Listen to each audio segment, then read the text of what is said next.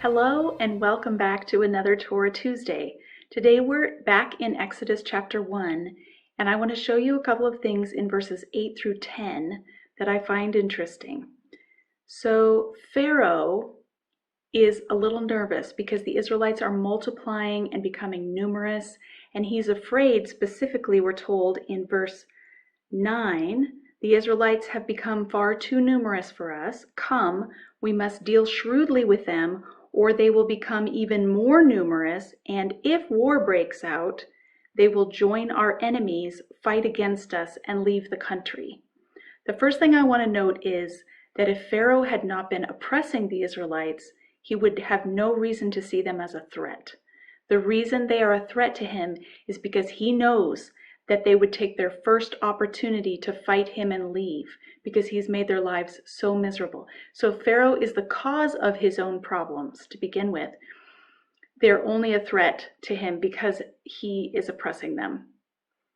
I want to show you two words in this verse 10, that I think make an interesting connection back to Genesis. So first of all, it says, come, we must deal shrewdly with them. The word for deal shrewdly is from the verb hakam, which is connected to the noun hokmah, which means wisdom. So let's deal wisely with them. The only other place we have that word before this in the Bible is in Genesis 41, the story of Joseph. The king has a dream. He is troubled by his dream, and so he calls all his advisors, and none of his wise men are able to solve it for him. Somebody calls Joseph up from prison. He is able to interpret Pharaoh's dream, and then he gives Pharaoh some advice. You should find a wise man to put over all of Egypt to help you navigate these difficult things that are coming, the famine that is to come. And Pharaoh says, there's no one so wise and discerning as you. So wisdom, up to this point, has been embodied by Joseph. But in Exodus chapter 1, verse 8, we're told that Pharaoh, when he came to power, didn't know Joseph.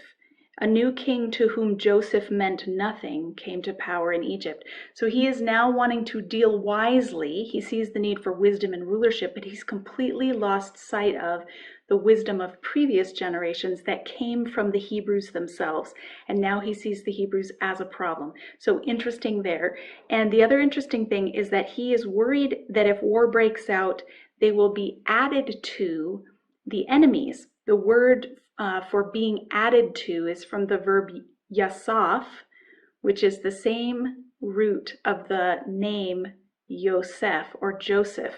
So he's forgotten Yosef, and he's worried that these people will rebel and yasaf, be added to their enemies. So the name Joseph means to be added, and so he wants to deal wisely with them.